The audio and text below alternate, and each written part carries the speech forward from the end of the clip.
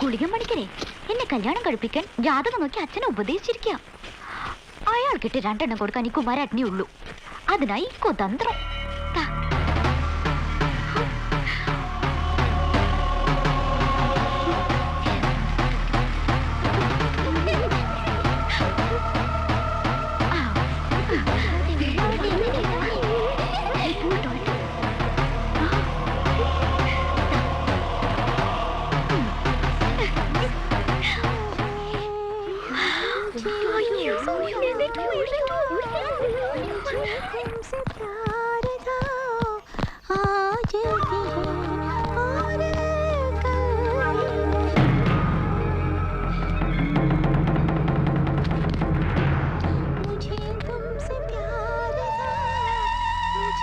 മുട്ടയുടെ കാശ് പോവോ ചേച്ചി? ചുമടല്ലേ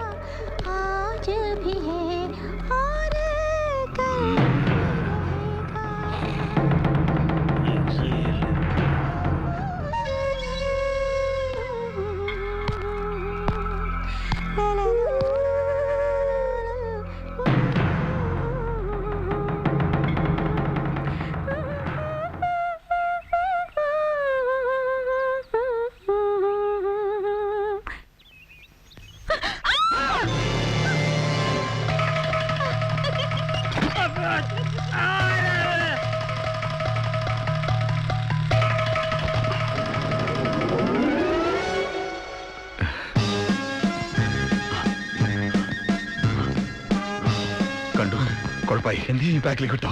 ഓടണോ? വേണ്ട. 1 2 3 4 വന്നു.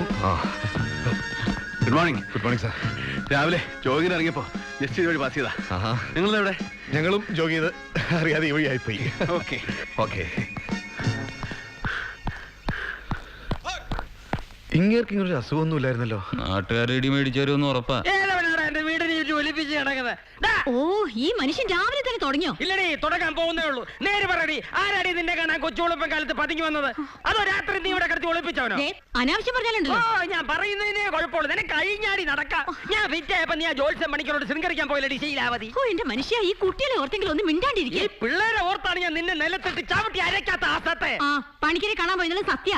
അതെ, നിങ്ങളുടെ തലവര നേരെ ഒന്ന് പ്രശ്നം വെപ്പിക്കാൻ. എന്റെ തൊലവര നിന്റെ നേരെ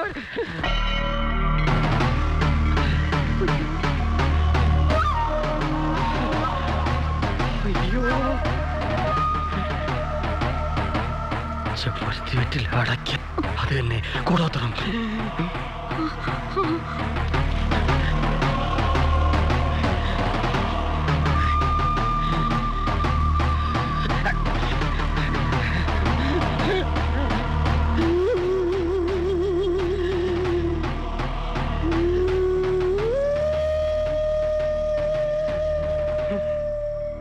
മനസ്സിലായി.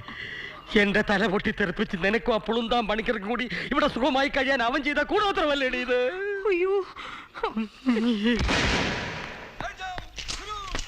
പോട്ടെ. ഉടുത്തൊരുങ്ങി ദേവാണ് ബാഗം തൂക്കി മഹിളാ രത്നം. എവക്കൊണ്ടടി രഹസ്യക്കാരോ അല്ലത് നിന്റെ ബാക്കി വിത്തല്ലേ? മനുഷ്യ, എന്നെ എന്ത് വേണമെങ്കിലും പറഞ്ഞു. അവളെ വല്ലതും പറഞ്ഞാലുണ്ടല്ലോ. ഓ, അനിയത്തെ പറഞ്ഞപ്പോ അവക്കങ്ങ് കൊണ്ടു. രാവിലെ പിന്നെ അവള് തെണ്ട ഇറങ്ങുന്നത് എന്തിനാടി? ഓ, നിങ്ങളുടെ നാക്ക് പുഴുത്തു പോയി. അവള് തെണ്ടാൻ ഇറങ്ങണോണ്ടാ ഞാനും എന്റെ പിള്ളേരും പട്ടിണി കൂടാണ്ട് ഇവിടെ കഴിയണത്. ഒരു സർക്കാർ ജോലിക്കാരൻ കുടിച്ച് കൂത്താടിയുള്ള ജോലിയും കളഞ്ഞ് കാശിന് ഗുണമില്ലാണ്ടായി. അതും പോരാ, ബോധമില്ലാണ്ട് അനാവശ്യം പറഞ്ഞാലുണ്ടല്ലോ. പറഞ്ഞ എന്ത് ചെയ്യടി? മൂക്കി കയറ്റിക്കളയോ? എനിക്ക് ഇഷ്ടമുള്ള പോലെ ജീവിക്കും. ഞാൻ കുടിക്കും, പെടുക്കും. നീ ആരടി ചോദിക്കാൻ? ഓ, സത്യം പറയടി, നീ കൂടെ ചേർന്ന് നടത്തിയ കൂടോത്രം അല്ലേടി ഇത്? ഇന്നത്തോടെ അവന്റെ കവടി നിരത്തിയാൻ നിർത്തും.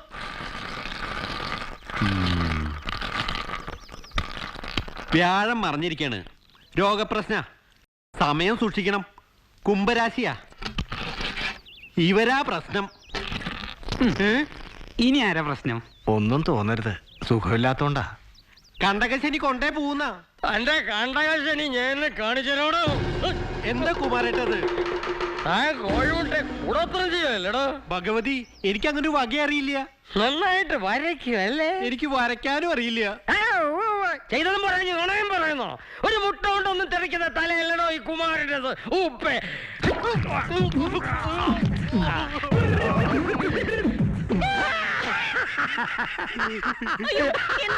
അയ്യോ ഇതുപോലെ ഒരെണ്ണം ഉണ്ടായിട്ട് പെൺപിള്ള ഈ ജോത്സ്യർ എന്നത് അടക്കി നിർത്തിക്കോണം.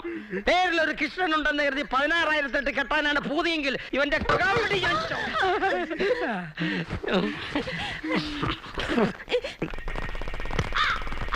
ആ കണ്ടത് നന്നായി. ഞാൻ ആഫീസിൽ പറഞ്ഞിട്ടിരിക്കായിരുന്നു.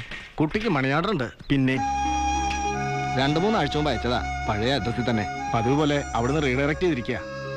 വേണ്ടാന്ന് പറഞ്ഞ് മടക്കാന്ന് വെച്ചാ അയക്കുന്ന ആളിന്റെ അഡ്രസ്സും അറിയില്ലല്ലോ. ഔദാര്യം കൊണ്ടാണെന്ന് കരുതണ്ട, അവകാശപ്പെട്ടതാണെന്ന് കരുതി ഒപ്പിട്ടുള്ളൂ.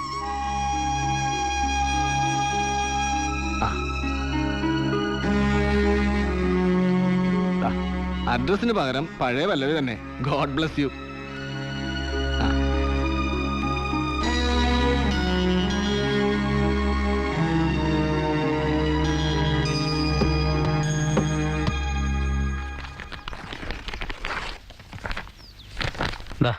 വരട്ടെ. ശരി.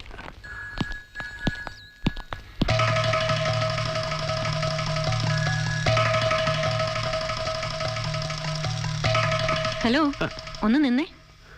എന്താ? അപ്പൊ പട്ടാളക്കാരെ കുറിച്ച് മൊയ്തു പിലാക്കണ്ടി പറഞ്ഞത് നേരാണല്ലേ? എന്ത്? സ്ത്രീലമ്പടന്മാരാണെന്ന്. അയ്യോ അല്ല. പിന്നെ പെണ്ണുങ്ങൾ ഡ്രസ് മാറുന്ന ഒളിഞ്ഞു നോക്കിയതോ? അയ്യേ, ഒളിഞ്ഞു നോക്കിയേ? ഞാനോ? കുട്ടിക്ക് ആള് തെറ്റിയതാവും. പച്ച ഫുൾ സ്ലീവ് ടീഷർട്ട്, കറുത്ത ജീൻസ്. എന്നിട്ട് ഞാൻ നിലവിളിച്ചപ്പോ മതിൽ ചാടി ക്യാമ്പിലേക്ക് ഓടി. ഇനി കൂടുതൽ തെളിവ് വേണോ?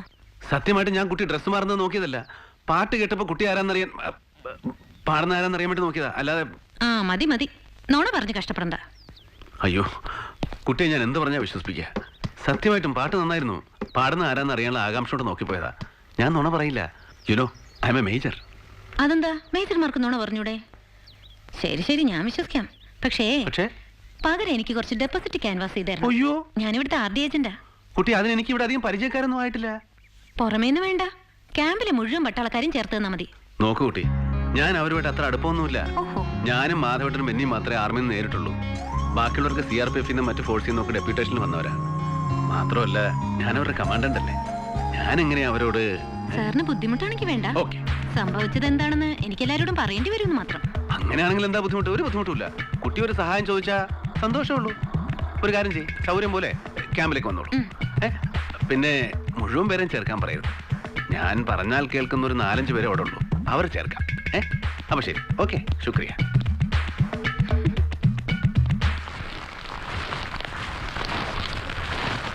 Go fast. Come on. Go. ജൽദി യാർ. എല്ലിന്റെ ഇടയിൽ വറ്റ് കുത്തിയിട്ട് തന്നെ. അല്ലാണ്ട് എന്താ പറയാ, മേലനങ്ങാൻ ഒരു പണിയിട്ട് ഇല്ലേനും തിന്നാനാണെങ്കിൽ വേണ്ടോളം ഉണ്ടേനും. അതങ്ങോട്ട് ദയിപ്പിക്കണ്ടേ? എന്തെങ്കിലും പറഞ്ഞായിരുന്നോ? അല്ല, ലക്ഷ്മിക്ക് പുല്ല് തിന്നാൻ ഒരു മടി, ദഹനക്കേട് ഉണ്ട് തോന്നുന്നു. കറവ കഴിഞ്ഞ് എവിടെ കിടന്ന് കറങ്ങരുത് പറഞ്ഞിട്ടില്ല എന്നോട്. ഓ, അതന്നെ ഞാനും ആലോചിക്കണം. സാബ് അന്വേഷിക്കണ്ടേ? പോയിക്കോളൂ, ഞാൻ വന്നോളാം. May come in sir? യെസ്.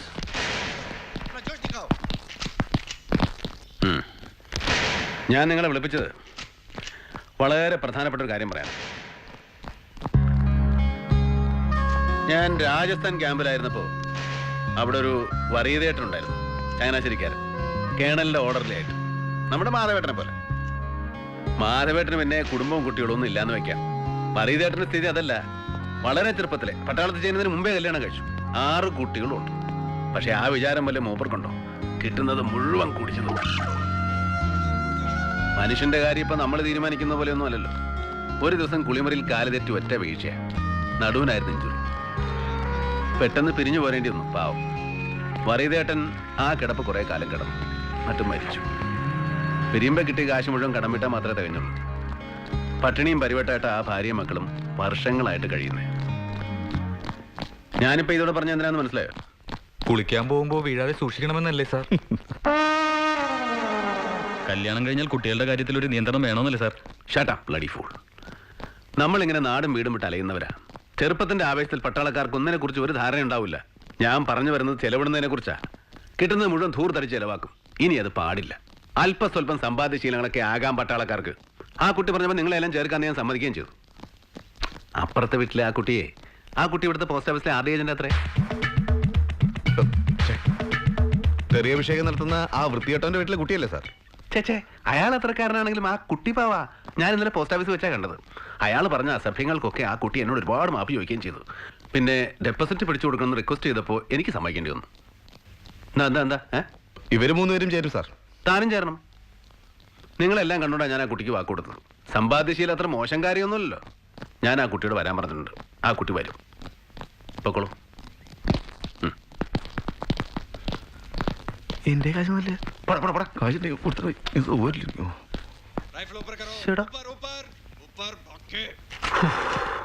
ഇങ്ങേർക്ക് അസുഖം മറ്റു തന്നെയാണ്. എന്തോന്ന്? പ്രേമം കാലം തെറ്റി പെയ്യുന്ന മഴ പോലെ പ്രണയം പൊടിഞ്ഞു തുടങ്ങി. ഒന്ന് പോടാറുണ്ട്.